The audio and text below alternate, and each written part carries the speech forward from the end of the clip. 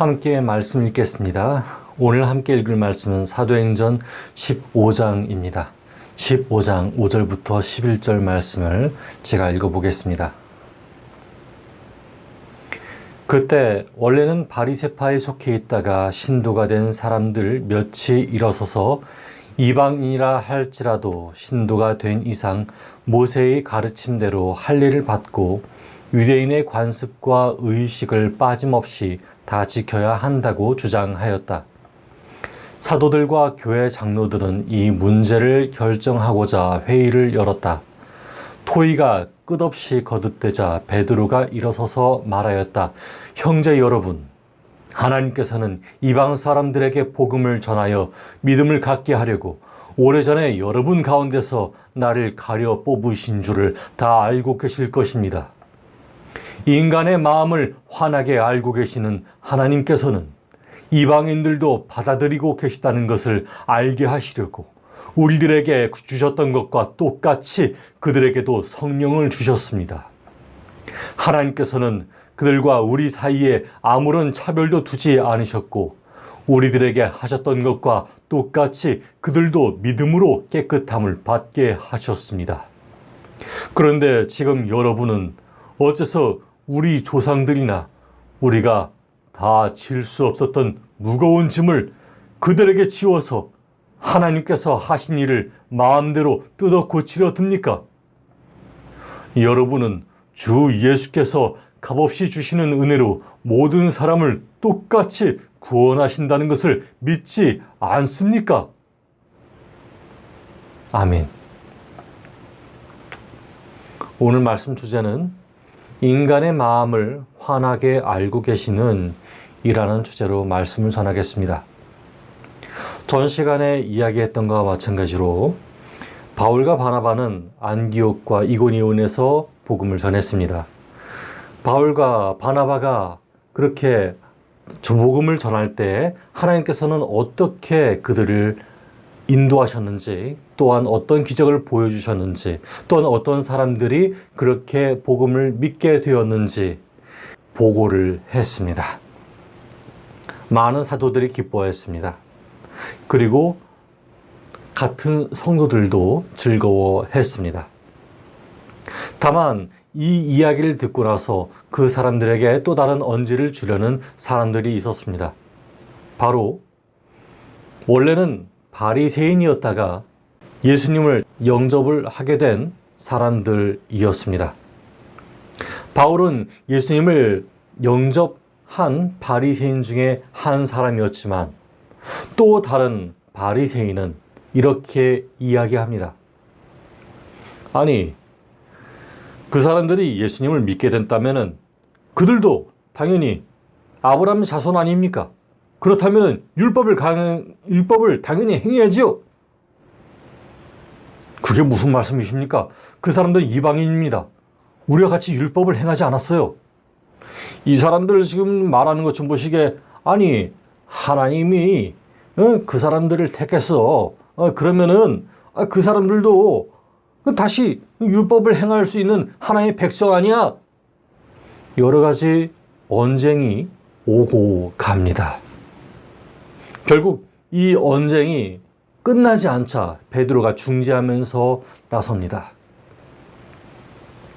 형제 여러분, 하나님께서는 이방 사람들에게 복음을 전하여 믿음을 갖게 하려고 오래전에 여러분 가운데서 나를 선택하신 것으로 여러분께서는 기억하고 계십니다. 인간의 마음을 환하게 알고 계시는 하나님께서는 이방인도 받아들이려고 계시다는 것을 알게 하시려고 우리들에게 주셨던 것과 똑같이 그들에게도 성령을 주셨습니다. 여기는 다 동의하시죠? 예, 다 동의합니다. 베드로가 이렇게 얘기할 수 있었던 것은 고넬료의 일이 있었기 때문입니다. 고넬료가 하나님을 받아들이고 또 베드로가 아직까지 세례를 주기 전에 이미 하나님의 성령이 그 안에 임하셨고 그 앞에 있었던 모든 고넬료의 가족들이 같이 성령을 받고 방언을 했었던 그 일들을 사람들도 다 기억을 했었던 겁니다. 모든 사람들은 다 하나님께서 이방인까지 사랑하신다는 사실을 알게 되었습니다. 그러나 아직 율법에 대해서는 계속 얽매여 있었죠. 10절 말씀에는 이렇게 기록이 되어 있습니다. 10절입니다. 그런데 지금 여러분은 어째서 우리 조상들이나 우리가 다 질 수 없었던 무거운 짐을 그들에게 지워서 하나님께서 하신 일을 마음대로 뜯어 고치려 듭니까? 여러분은 주 예수께서 값없이 주시는 은혜로 모든 사람을 똑같이 구원하신다는 것을 믿지 않습니까? 아멘. 여러분, 베드로의 말은요, 지금까지 하나님께서 율법으로 주셨던 그것이 의미로 남아 있어야 된다라고 하는 사실을 강력하게 대변하는 것이었습니다. 율법의 모습은 있었지만 그 율법의 모습만 쫓아서 행했던 바리새인들로서는 그 율법의 모습이야말로 가장 중요한 것이라고 생각을 했죠. 그래서 예수님을 믿는다 하여도 그 율법의 모습만큼은 제대로 구색을 갖춰야 된다고 생각을 했습니다. 그러나 예수님을 구주로 믿는 사람들 가운데에서는 그 율법의 모습이 아닌 율법의 진정한 본질이 무엇인지 알게 한 겁니다. 율법의 본질은 무엇입니까? 내가 남에게 대접을 받고자 하는 대로 너도 남을 대접하여라. 이것이 율법이요 선지자니라. 예수님께서 말씀하셨습니다. 우리는 어떻게 보면은 남에게 짐을 지어주려고 합니다. 이런 의무를 지어주려고 합니다. 이런 의무를 지어주는 것은 어떻게 보면은 사회적으로 당연한 이야기입니다. 어떤 한 의무가 있어야 합니다. 그런 의무들이 계속 이어져 가는 것이 있었을 때에 하나의 문화가 만들어지고 하나의 문명이 만들어지고 법과 제도도 만들어집니다. 그런데 우리가 간과하는 것이 있습니다. 과연 예수님에 대한 복음 또한 그러한가? 라는 사실입니다. 예수님의 복음은 사람들에게 짐을 지어주는 것이 아니고 예수님의 사랑을 받아들이는 것입니다. 예수님의 사랑을 받아들였을 때 내가 과연 사랑받는 사람이구나 라고 하는 것을 느끼게 되겠죠. 사랑받는 사람이다 라고 하는 것을 느꼈을 때의 기분과 너는 이것을 의무로 짊어져야 돼 라고 하는 것, 그 사이에는 분명한 선이 존재합니다. 오늘 우리는 수많은 율법 가운데 살고 있습니다. 여전히 그 율법이, 우리의 전통들이 우리를 옥죄이고 있습니다. 코로나가 시작되었을 때 수많은 사람들이 교회 바깥으로 나갔습니다. 수많은 사람들이 교회를 떠나서 자기가 해야 하겠다라고 하는 곳으로 다 떠났습니다.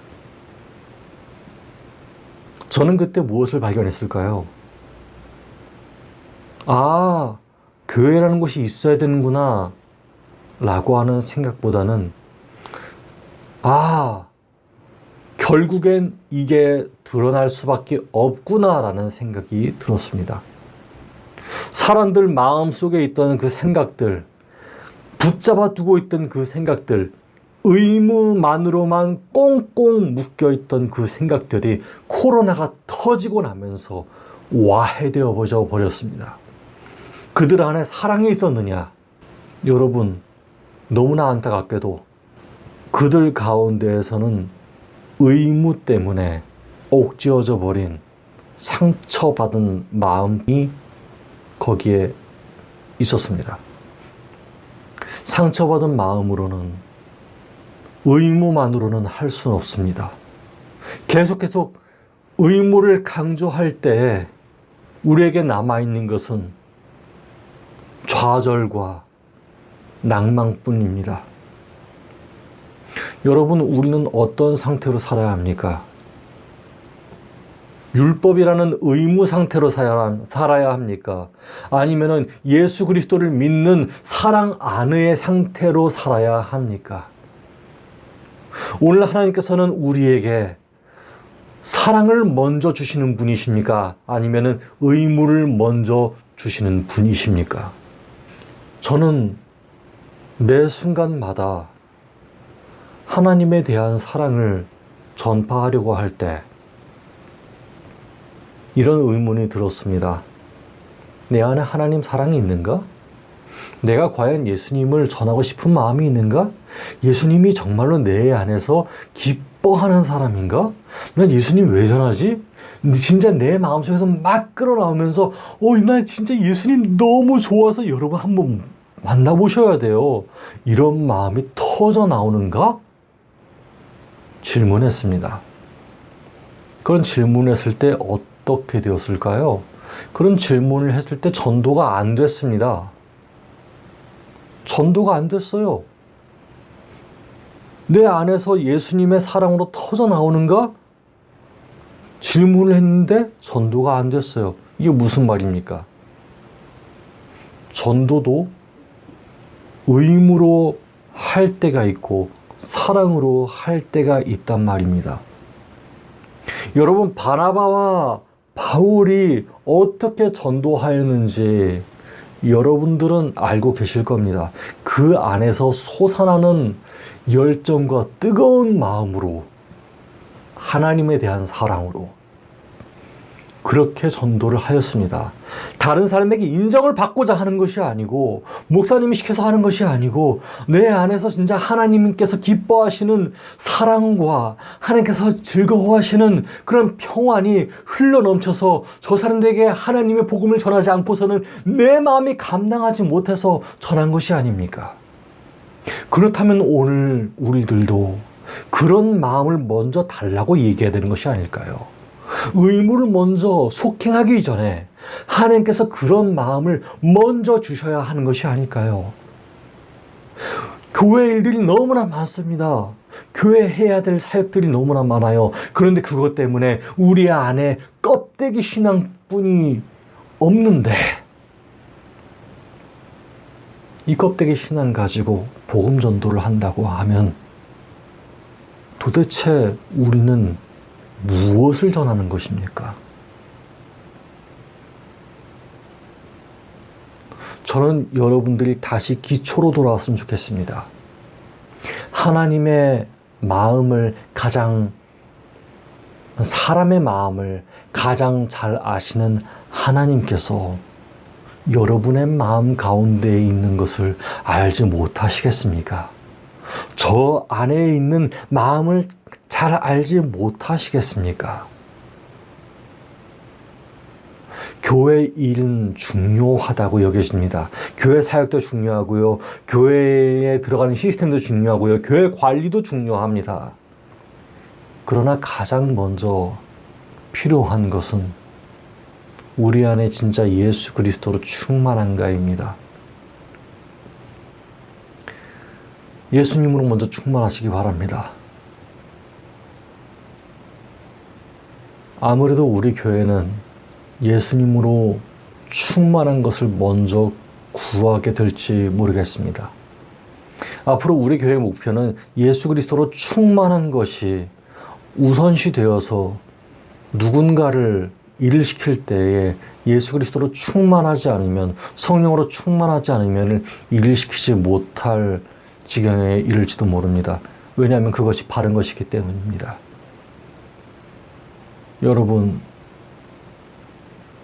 간구하옵기는 교회 안에서 일어나는 모든 율법과 모든 정책과 대한민국에 있는 모든 그런 사상들과 이런 문화적인 것들에 대해서 얽매이지 말고 오늘날 예수님께서 어떻게 여러분에게 말씀하셨는지 되새겨보는 시간을 가졌으면 좋겠습니다.